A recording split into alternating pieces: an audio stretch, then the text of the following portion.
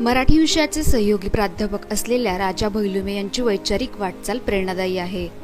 आपल्या ज्ञानाचा उपयोग विद्यापीठाच्या इमारतींपुरती मर्यादित न ठेवता तो समाजातील शेवटच्या व्यक्तींपर्यंत पोहोचवण्याचा प्रयत्न त्यांनी आपले लेखन, व्याख्याने आणि संशोधनातून केला आहे.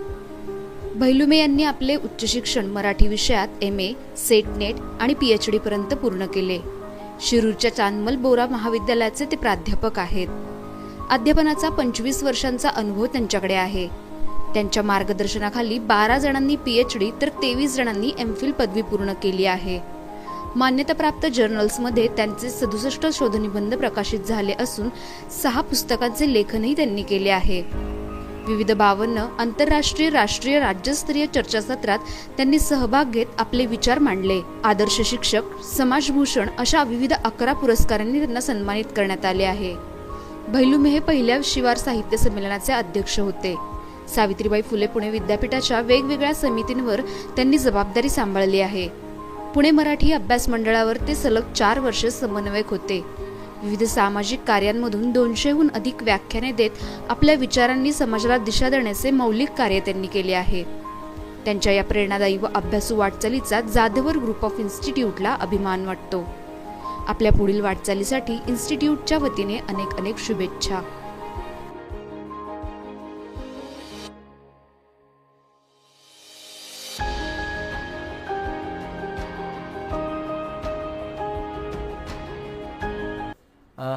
नमस्कार.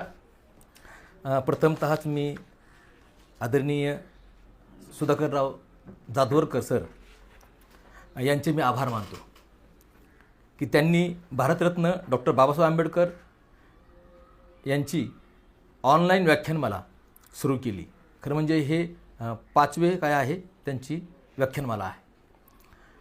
महाराष्ट्रामध्ये अशी एकमेव संस्था आहे जाधवर ग्रुप ऑफ इन्स्टिट्यूट जी बाबासाहेबांची अशी व्याख्यानमाला सलग 5 वर्षे भरवते आहे. त्यामुळे मी एक आंबेडकरी अनुयायी म्हणून त्यांचे मी आभार मानतो. त्यांचे चिरंजीव हे सुद्धा या कामामध्ये त्यांना मदत करतात. त्यांचेही आदरणीय शार्दूल जाधवर यांचेही मी आभार मानतो. खरं म्हणजे मी आज इथे तुम्हा सर्वांची एक विषय मांडणी करण्यासाठी आलेलो आहे. बाबासाहेबांच्या अंगाने सर्वजण बोलतात. खरं म्हणजे 14 एप्रिल म्हटलं की वेगवेगळ्या अंगाने बाबासाहेबांची मांडणी होते. परंतु विद्यार्थ्यांना बाबासाहेब कोणत्या अंगाने सांगितले पाहिजे एक शिक्षक म्हणून मला चांगलं माहिती आहे. म्हणून मी विषय घेतो की डॉक्टर बाबासाहेब आंबेडकर समजून घेताना एक व्यक्ती म्हणून आपण या व्यक्तीकडे पाहिलं पाहिजे किंवा मुलांनी ह्याच्याकडून काय घ्यावं. तुम्ही तुमच्या आयुष्यामध्ये तुम्ही आता हायस्कूलला असाल किंवा कोणी कॉलेजला असेल, काही लोक शिक्षक असतील ऐकणारे, तर यांनी बाबासाहेबांनी नेमकं काय घ्यायचं. आजच्या काळामध्ये आपण त्यांचं कोणते गुण घेऊन पुढे गेलो पाहिजे, बाबासाहेबांकडे आपण आज कोणत्या अंगांनी पाहिलं पाहिजे, या अनुषंगाने मी तुमचे काही संवाद साधणार आहे. कोणतीही व्यक्ती ही अशी सुट्टी नसते, तो एक समाजाचा भाग असतो. बाबासाहेब सुद्धा एक समाजाचे भाग होते. म्हणजे ज्या आत्तापर्यंत मोठ्या व्यक्ती होऊन गेल्या त्यांच्या मागे अनेक अशा व्यक्ती होत्या ज्या पडद्याच्या आड होत्या. खरं म्हणजे त्यांचा विचार केल्यानंतरच आपल्याला त्या व्यक्तीचा विचार केला पाहिजे. मी जेव्हा बाबासाहेबांच्या एकूणच जीवनाकडे पाहतो, त्यांच्या कार्याकडे पाहतो, तेव्हा मला कळतं की हे इथपर्यंत काय येऊ शकले. मी माझ्या पुस्तकाचं नावच आहे भिवा ते बोधिसत्व. म्हणजे हा भीमराव भिवा बोधिसत्व का झाला. यांच्यामध्ये त्यांचे वडील आहेत रामजी सुभेदार. म्हणजे मी आजच्या परिप्रेक्षात बघतोय, मी एक प्राध्यापक आहे, पण मी माझ्या मुलांकडे आज किती लक्ष देतो. शाळेत गेला का, ट्युशनला गेला का, अभ्यास केला का, मार्क किती पडले. पण मी पाहतोय की बाबासाहेबांचे वडील बाबासाहेबांच्या शिक्षणाकडे त्या काळी फार वेगळ्या अंगाने पाहत होते. त्यांना शाळेत घालणे, शाळेत सोडणे, शाळेतून आणणे इथपर्यंत ठीक आहे. पण जेव्हा ते मुंबईला आले आणि त्यांना न्यू इंग्लिश स्कूलमध्ये टाकलं, तेव्हा त्यांनी तिथला शिक्षकांचा अभ्यास केला. शिक्षक कसे आहेत, अभ्यासक्रम कसा आहे, नंतर ते या मतापर्यंत आले की ही शाळा बरोबर नाही, आणि त्यांनी मग इल्स्पिन्स्टन कॉलेज घरापासून लांब असलेल्या शाळेत टाकलं. खरं म्हणजे त्यावेळी त्यांना प्रवासाला खर्च येत होता. तरीही तो बोजा स्वीकारून सुद्धा या वडिलांनी आपल्या मुलाला त्या शाळेतून काढलं. म्हणजे अभ्यासक्रम पाहून, शिक्षकांची अभ्यास करून आपल्या मुलाला ते शिकवायचं का नाही हे ठरवणारा पालक एक 150 वर्षापूर्वी होऊन गेला. ही गोष्ट मला मोठी वाटते. म्हणजे आपल्या मुलाने काय अभ्यासक्रम शिकला पाहिजे, आपल्या मुलाला कोण शिकवतोय, इतका जागृत पालक 150 वर्षापूर्वी होऊन जाणे मला ही फार मोठी गोष्ट वाटते. ते डबक चाळीत आले होते. चाळ म्हणलं की तुम्हाला माहिती की गोंधळ, गडबड, मारामाऱ्या, भांडणं होणार. त्याला माहिती होतं मग आपल्या मुलाचा अभ्यास होणार नाही. ते मुलाला लवकर जेवण करायला द्यायचे, भिवाला झोपायला लावायचे, स्वतः जागा राहायचे. सगळी गल्ली शांत झाल्यानंतर पहाटे पहाटे ते भिवाला उठवायचे आणि मग झोपायचे. दररोज. म्हणजे आत्तापर्यंत मी असा पालक पाहिला नाही. पहाटे 1 पर्यंत तो जागा राहिलाय आणि नंतर मुलाला उठवतोय आणि मग तो अभ्यासाला बस आणि मग तो झोपतोय. ही जी जिद्द आहे तू शिकला पाहिजे. तू समाजाचं ऋण फेडलं पाहिजे. आपल्यातनं बाहेर पडायचे. तू कर्तृत्ववान होऊ शकतोस. कर्तृत्व काय विशिष्ट लोकांना असतं असं नाही. बुद्धी फार महत्त्वाची गोष्ट आहे. आणि हा माणूस बाबासाहेबांवर वेगवेगळे संस्कार करतोय. ते मिलिटरीमध्ये आहेत. तिथले ते शाळेमध्ये हेडमास्टर होते, एक शिक्षकच. त्यांना कसलंही व्यसन नव्हतं. मग तुमच्या घरात वातावरण कोणतं आहे या गोष्टी मला फार महत्त्वाच्या वाटतात. त्यांचे आजोबा मालोजीराव ते सुद्धा सैन्यात होते. त्यांनी रामानंद पंथ स्वीकारला. म्हणजे मला त्यांच्या घराण्याचं फार वेगळं कौतुक वाटतं की आपण जी जीवन पद्धती जगतोय, पंथ असेल, धर्म असेल, ते मला पटलं पाहिजे. नाही पटलं मी तो नाही स्वीकारणार. त्यांच्या आजोबांनी रामानंद पंथ स्वीकारला. खरं म्हणजे आपल्याकडे महाराष्ट्रामध्ये वारकरी संप्रदाय आहे, नाथ संप्रदाय आहे, महानुभाव आहे, पण त्यांनी रामानंद पंथ स्वीकारला. त्यांच्या वडिलांना, रामजींना, आपल्या वडिलांचा म्हणजे मालोजींचा तो रामानंद पंथ नाही आवडला. ते म्हणे हा फक्त होला हो म्हणतो. त्यांनी कबीर पंथ स्वीकारला. महाराष्ट्रामध्ये कुटुंब सैन्याच्या अनुषंगाने मध्य प्रदेशला जाते, भारतामध्ये फिरतोय आणि त्यांना तिकडे कबीर भेटतो आहे. म्हणजे कबीराचे दोहे भेटत आहेत, कबीर पंथ भेटतोय आणि तो त्यांना अधिक भावतोय. तो समतावादी आहे. तो ईश्वराकडे, माणसाकडे वेगळ्या अंगाने पाहतोय. आणि रामजी त्या काळी कबीर पंथ स्वीकारत आहेत आणि रोज घरामध्ये कबीरात दोहे म्हणत आहेत. म्हणजे माझ्या वडिलांचा पंथ मी स्वीकारायचा असं नाही, मला बुद्धीला पटला पाहिजे. ही जी परंपरा आहे, ही जी लाईन आहे बाबासाहेबांच्या घरातली, ही कोणताही व्यक्ती मोठा होत नाही तर हे परंपरा असतात. कोणतेही झाड उंच जात नाही, त्याच्या मुळ्या फार खाल्या असतात, खोलवर असतात. त्या मुळ्या पाहायला पाहिजेत. मग कळतं हे झाड इतकं उंच का आहे, ह्याची फळं गोड का आहेत. कबीराचे दोहे लहानपणापासून ऐकणारे बाबासाहेब समतावादी का झाले हे सांगायची गरजच नाही. समतेसाठी का झगडले हे सांगायची गरजच नाही.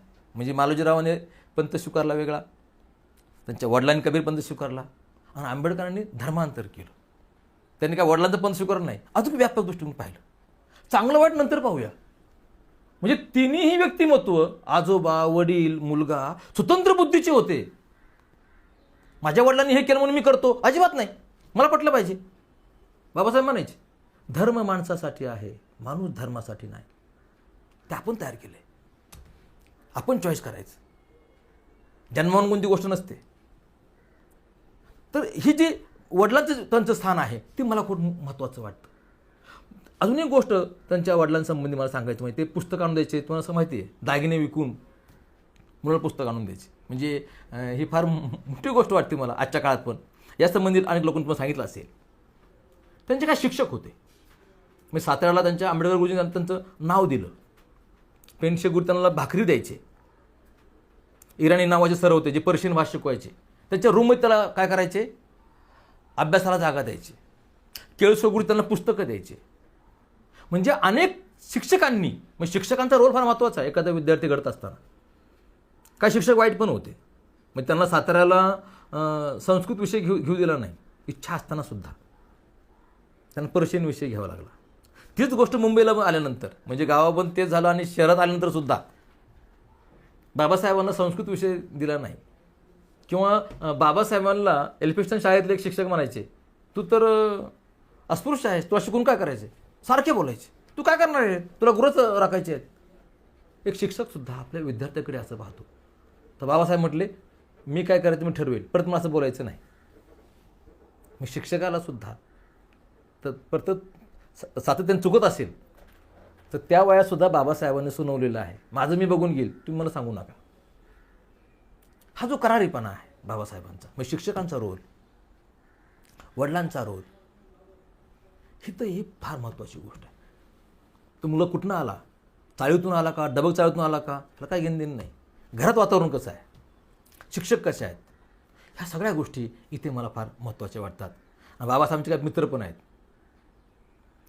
पारशी आहेत, इतर ब्राह्मण समाजातले आहेत, सगळ्या समाजातले आहेत. तर सगळ्यांनी बाबासाहेबांना मदत केलेली आहे. बाबासाहेबांची अजून एक गोष्ट जी मुलांनी पाहिली, जिद्द, शिक्षणासाठी जिद्द. मग तुम्ही पाहिलं असेल की बाबासाहेब शिकायला अमेरिकेला गेले. आता BA झाल्यानंतर त्यांचं वय किती असणार आहे, 15 आणि 5 एक 20-22 वर्षाचा मुलगा परदेशात गेलेला आहे. भारतामध्ये वातावरण वेगळं, एक चौकट आहे आपल्याकडे, तिथं मुक्त वातावरण. बाबासाहेब सुद्धा तिथल्या मित्रमैत्रिणीबरोबर बागेत फिरायला लागले, मौज मस्ती करायला लागले. 2-3 महिने त्यांनी केलं. एक दिवशी ते असे शांत बसले होते. त्यांनी विचार केला, मी तर का आलो आहे, मी काय मौज मस्ती करायला नाही आलो इथे, मला शिकायचं आहे, मला ज्ञान घ्यायचं आहे, मला समाजात परिवर्तन करायचं आहे. ज्ञान काय घ्यायचं आहे, समाज असा का आहे, प्रत्येक गोष्टीला कार्यकारण भाव असतो. समाजशास्त्र शिकायचं आहे, अर्थशास्त्र शिकायचं आहे, राज्यशास्त्र शिकायचं आहे, तत्त्वज्ञान शिकायचं आहे, मानसशास्त्र शिकायचं आहे, लॉ मला व्हायचं आहे, बॅरिस्टर व्हायचं आहे, जेणेकरून समाज असा का आहे हे मी समजून घेऊ शकेल व त्याला मी पर्याय देऊ शकेल. म्हणजे अनेक लोक मी पाहतो आयुष्यभर गाढे अभ्यासक, आयुष्यभर अभ्यास करत बसतात, त्याचा उपयोग कधी करणार.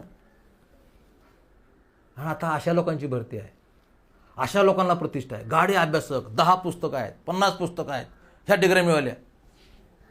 पुणे विद्यापीठाचे ब्रीदवाक्य आहे, या क्रियवान असा हा पंडित. पंडित तोच जो क्रियवान आहे. तुम्ही आपल्या ज्ञानाचा उपयोग समाजासाठी करताय का, समाजात परिवर्तन करण्यासाठी करताय का. मी बाबासाहेबांना जेव्हा कोलंबिया विद्यापीठातला एक टॉपर माणूस म्हणून निवड केली, तो जगातले बुद्धिमान म्हणून जेव्हा त्यांची निवड झाली, त्याला निकष तेच लावला की कोणत्या एका माणसाने आपल्या कार्यकर्तृत्वाने किती लोकांच्या आयुष्यामध्ये बदल घडवले. तुम्ही एखादा शोध लावला ती गोष्ट वेगळी, माणसांच्या जीवनात बदल घडवणे, करोडो माणसांच्या जीवनामध्ये बदल घडवला. वामनदास कर्डकांची एक कविता आहे, उद्धारली कोटी कुळे भीमा तुझ्या जन्मामुळे. एक माणूस जन्माला येतो आणि दृष्टी देतो, उकल करून सांगतो की ह्या काय आहे, नॉलेज. तर त्यांच्या शिक्षणासंबंधी जी जिद्द आहे, आपण त्या पॉईंटवर पुन्हा येऊया, ती मला फार महत्त्वाची वाटते. मग ते तुम्ही पाहिलं असेल की 2 वर्षात MA होत आहेत तिथे, कुठे तुमच्या अमेरिकेमध्ये. त्यांना पुढे शिकायचं आहे, ते लंडनला गेलेले आहेत, त्यांनी पुन्हा PhD ॲडमिशन घेतलेलं आहे. फेलोशिप संपलेली आहे. मग करायचं काय, ते पत्र पाठवत आहेत सयाजीराव महाराजांना की मला फेलोशिप वाढवून द्या. त्यांचे ते सचिव आहेत ते म्हणते अजिबात नाही, इकडे या, कामावर रुजू व्हा. कारण शिष्यवृत्ती देताना त्यांनी करार केला होता की आम्ही तुम्हाला शिष्यवृत्ती देऊ, पण तिकडून आल्यानंतर आमच्या संस्थानात काम करायचं. मग त्यांचे जे PhDचे गाईड आहेत सेलिंगमन, ते पत्र लिहित आहेत सयाजीराव महाराजांना की हा विद्यार्थी फार हुशार आहे, हो, याला थोडे तुम्ही काही दिवस अजून फेलोशिप द्या, 2 वर्ष.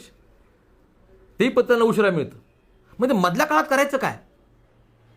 आंबेडकरांनी त्या काळात हॉटेलमध्ये काम केलेलं आहे, आजच्या भाषेमध्ये प्लेट धुण्याचं काम केलेलं आहे. लाजायचं नाही. आजही पाश्चात्य देशामध्ये श्रीमंताची मुलंसुद्धा सुट्टीमध्ये कुठेही काम करतात आणि आपला खर्च आपलं भागवतात. आपल्याकडेच असं आहे की आपल्याला काम करायला लाज वाटते. ह्यातनं बाहेर पडलं पाहिजे तुम्ही शिकलं पाहिजे.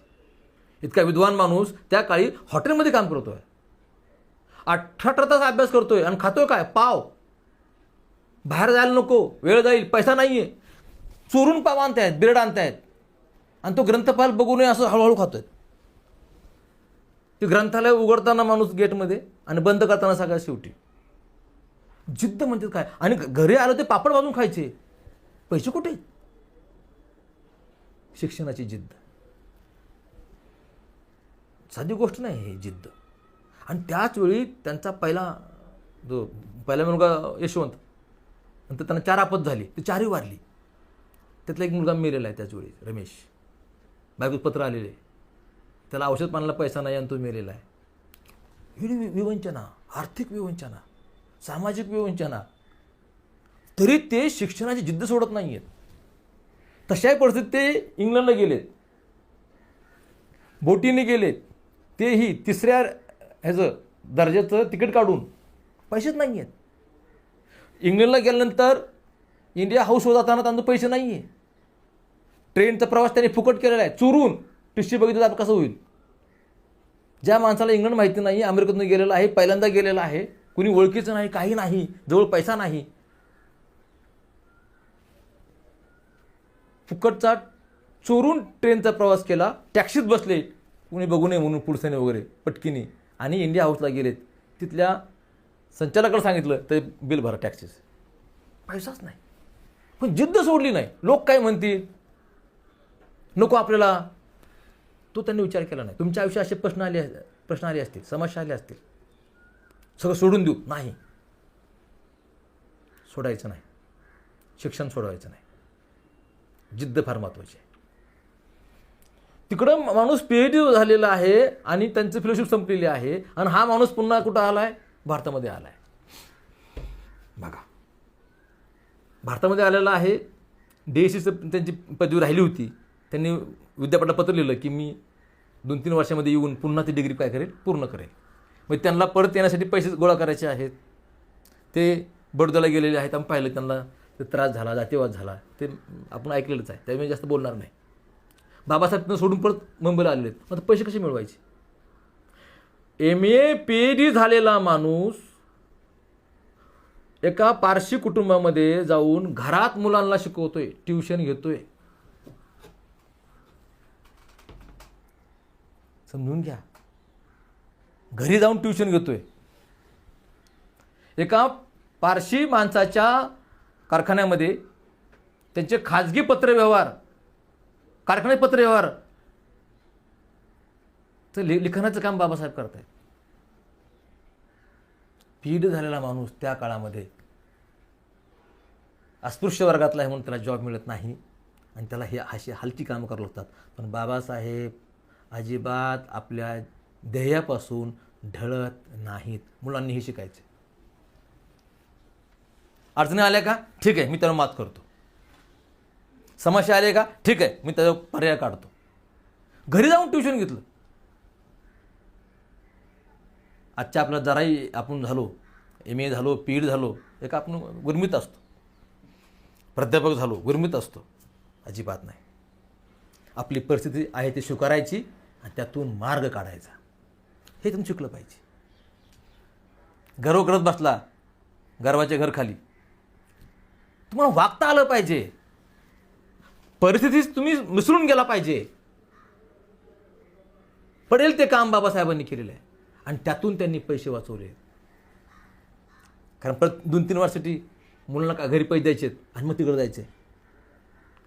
आणि मग बाबासाहेब तिकडे गेलेत आणि त्यांनी डिग्री मिळवलेली आहे. ती पण डिग्री त्यांचा DSCचा विषय होता, रुपयाचा प्रश्न. तो त्यांनी म्हणजे इंग्रज अधिकाऱ्यांनी किंवा ईस्ट इंडिया कंपनीने भारताची लूट कशी केली, आयात निर्यात करत असताना आपल्या मालावर टॅक्स कसा लावला, वेगवेगळे अंगाने कसे आपलं लूट केली, हे बाबासाहेबांनी स्पष्ट आणि कडक शब्दात लिहिलं.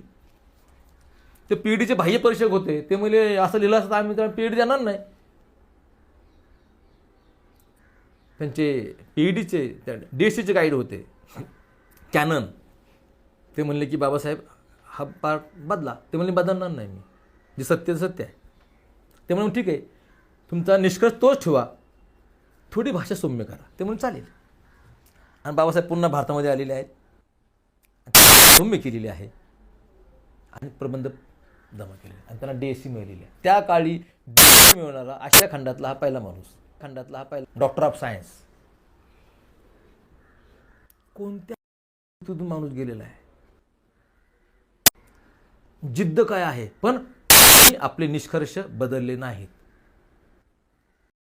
भाषा सौम्य केली, पण इंग्रजांनी आमची लूट केली, हा निष्कर्ष बदलला नाही. जिद्द काय म्हणायचं, आपण जे संशोधन केलेलं आहे त्या निष्कर्षापर्यंत आपली असलेली निष्ठा, हे बाबासाहेबांकडून शिकण्यासारखं आहे. बारीक बारीक गोष्टीतून आपण शिकण्यासारखं आहे. तुम्हाला माहिती आहे का, त्याच दरम्यान काय झालेलं आहे, म्हणजे बाबासाहेब जेव्हा बडोद्याहून पहिल्यांदा आले तर त्यांचे वडील गेलेले आहेत. वडील म्हणतो ते बडोद्याला जाऊ नको सयाजीरावांकडे, तिथे फार जातीवाद आहे. आपण महाराष्ट्र फार चांगला आहे हो, थोडा हिंदी पट्टा थोडा जातीवादाच्या अंगाने जरा जास्त आहे. कारण त्यांनी मिलिटरीत असताना सगळं पाहिलं होतं, गुजरात, मध्य प्रदेश. वडिलांनी त्यांना वाटतं आपल्या मुलाला असा त्रास होऊ नये. ते म्हणजे मी शब्द दिला आहे शहाजीराव महाराजांना की मी माझं शिक्षण झालं तिकडे येईल, मी जाणार. आणि बाबासाहेब गेलेले आहेत. पहिल्यांदा वडिलांचा शब्द मोडलेला आहे तत्वासाठी. मी महाराजांचे पैसे घेतलेले आहेत, त्यांना शब्द दिलेला आहे की मी तुमच्या संस्थानामध्ये कामाला येईल. आता मी माझ्या शब्दापासून काय होणार नाही, दूर जाणार नाही. वडिलांना फार धक्का बसलेला आहे.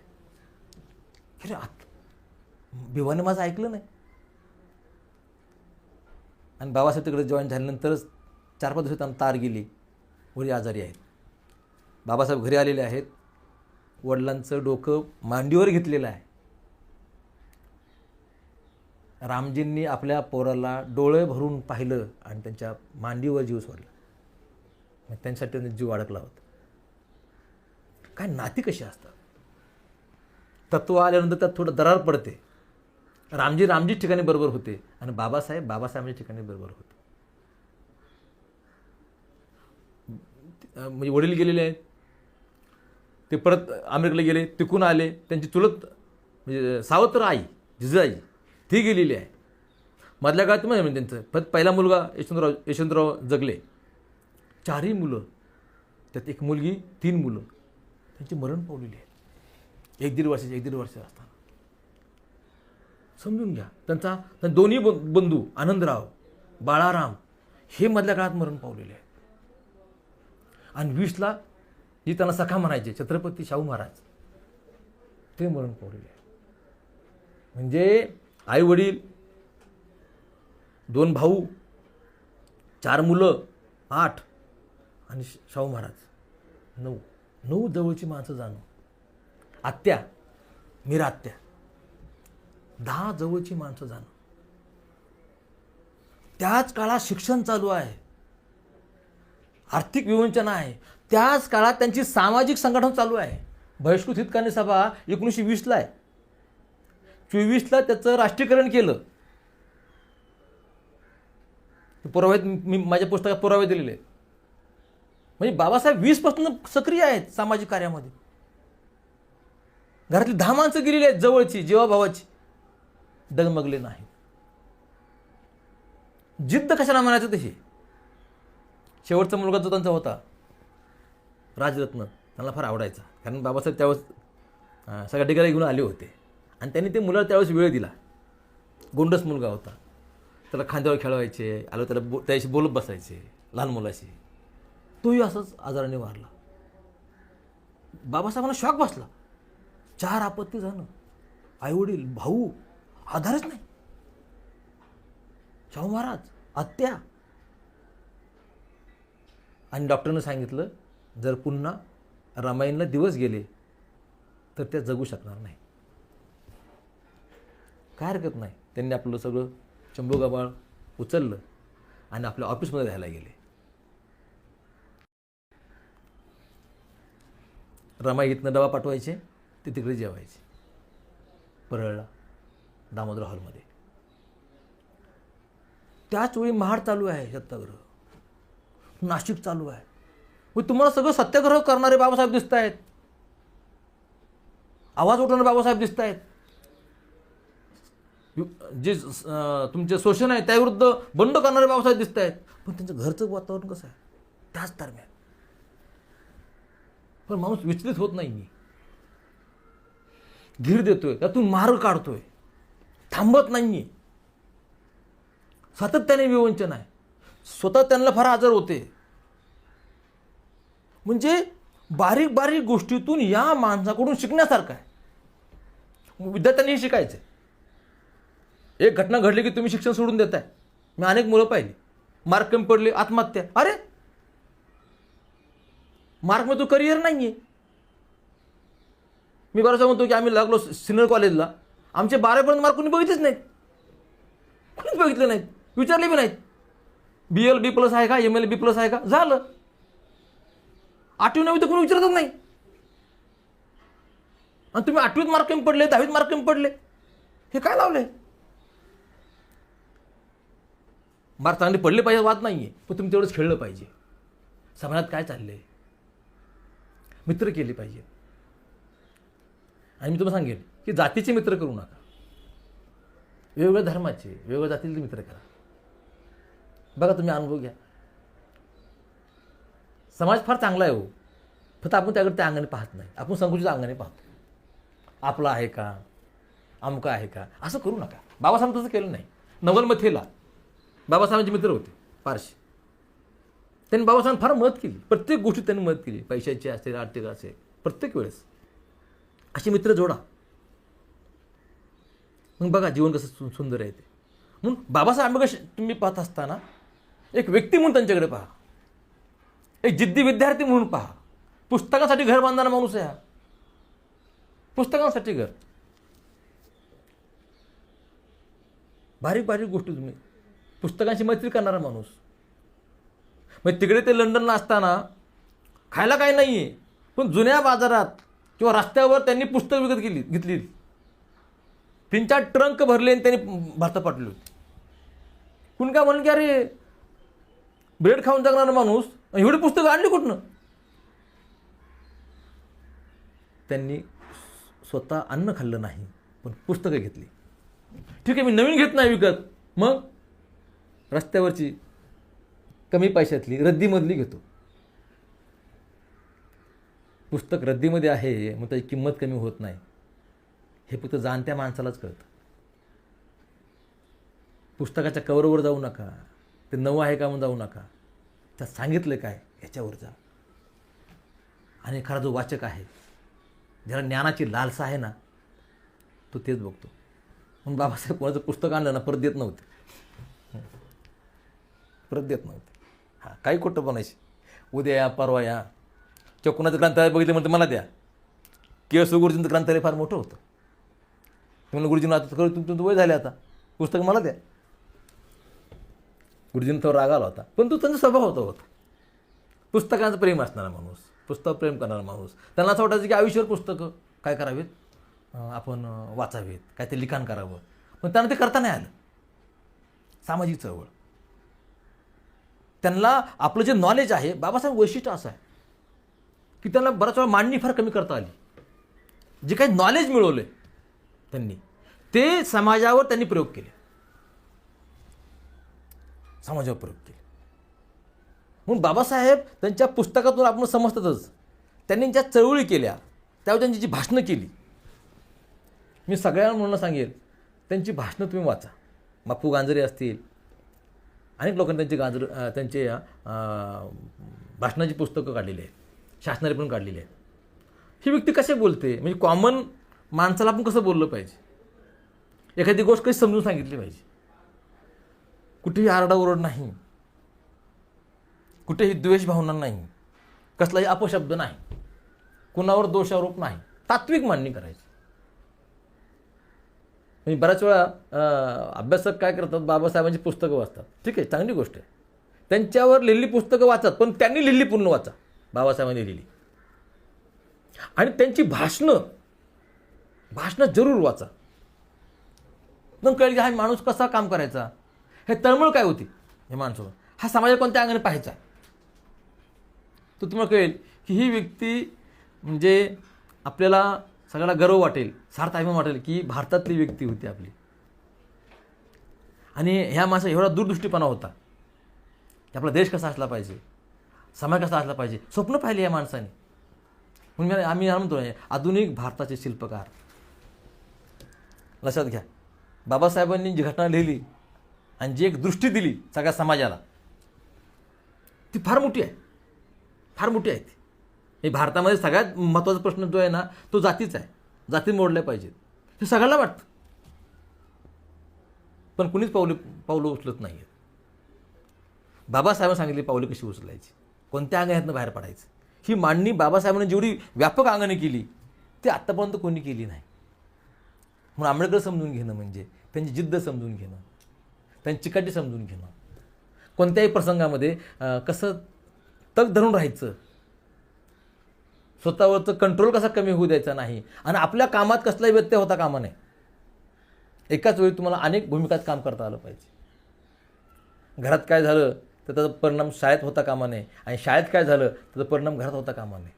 तुम्ही प्रयत्न करा. तुम्ही लहान मुलं असतात, कॉलेज मुलं असतात, असं होऊ देऊ नका. एखादी गोष्ट घडते, मतभेद होतात मित्राशी, वडिलांशी, शिक्षकांशी, तर इतर गोष्टी परिणाम होऊ देऊ नका. मोबाईलच्या युगात सुद्धा मी तुम्हाला सांगेल, पुस्तकं वाचा, अशा महान व्यक्तींची चरित्र वाचा. यातून तुम्हाला कळेल की जगायचं कसं, आजच्या परिप्रेक्षामध्ये यातून घ्यायचं काय. नोकरीच मिळेल बी असं काही नाही, तुम्ही व्यवसाय करू शकता. म्हणजे बाबासाहेब त्या काळी सुद्धा शेअर मार्केटच्या अनुषंगाने सल्ला देणारं एक कंपनी काढली होती. खरं म्हणजे ही कंपनी अस्पृश्य समाजाच्या म्हणून पोट टिकली नाही, पण त्यांनी काढली होती ना. धडपड म्हणजे एल्फिस्टन कॉलेजमध्ये जागा होती एक, ती जागा आपल्याला मिळाली पाहिजे. खरं म्हणजे ती जागा होती हंगामी 1 वर्षासाठी, पण ते आपल्याला मिळालं पाहिजे. बाबासाहेब काय करावं, वशिला नाही, पण आपल्या पिढीच्या गाईडला सांगितलं की माझीसाठी शिफारस करा. सेलिंगमन, त्यातली 2-3 ओळी मला फार आवडतात. त्यांनी सांगितलं की माझा हा जो विद्यार्थी आहे, हा तो एखादा विषय रंगवून सांगेल का मला शंका आहे, परंतु तो विषय जागतिक पातळीवर कसा आहे, जागतिक अंगाने त्याचं महत्त्व काय आहे, हे तो उत्तम प्रकारे सांगू शकतो. म्हणजे आपला गाईड आपल्या विद्यार्थ्याला कसं पारखतो, 2 ओळीमध्ये आपला विद्यार्थी कसा आहे सांगतो. आणि त्या पत्रावरून बाबासाहेबांना जॉब मिळालेला आहे. म्हणजे DSC हा जो हे आहे कोर्स आहे, हा 8 वर्षाचा आहे.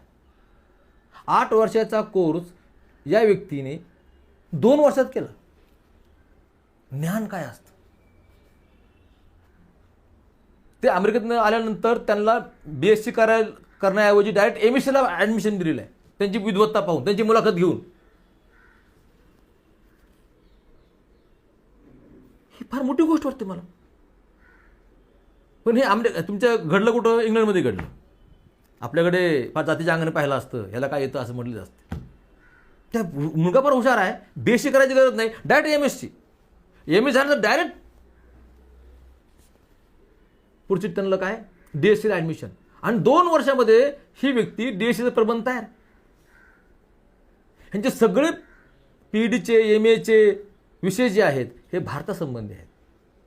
समजून घ्या, या माणसाने संशोधन अख्ख्या भारताच्या प्रश्नांच्या अंगाने केलेलं आहे, परखडपणे केलेलं आहे.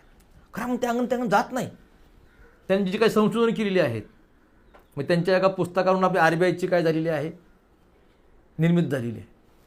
एका पुस्तकावरून त्यांनी अशा अनेक पुस्तकं लिहिली आहेत. म्हणजे तिकडून आल्यानंतर, इंग्लंडहून आल्यानंतर त्यांना पैसे नव्हते, मग करायचं काय, ते लेख लिहित होते ते आणि पेपरला पाठवायचे. त्यांना हे पैसे मिळाले नाहीत, पण त्याच वेळी त्यांनी शेतीसंबंधीची पुस्तकं आहेत त्यावेळेस लिहिली, जातीसंबंधीची पुस्तकं त्यावेळेस लिहिली. एक त्यांनी पुस्तक लिहिलं होतं, म्हणजे आपण सगळ्यांना माहिती आहे, टिळक म्हणायचे की स्वराज्य हा माझा जन्मसिद्ध हक्क आहे.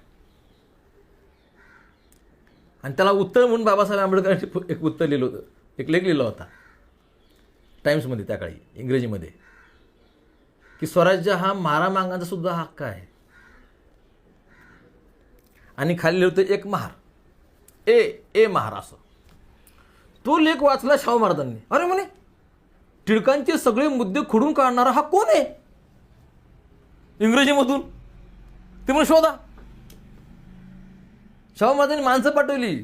त्यांना कळलं की एक डबल चाळीत राहतोय B.R. आंबेडकर, अमेरिकेतनं आलाय PhD होऊन.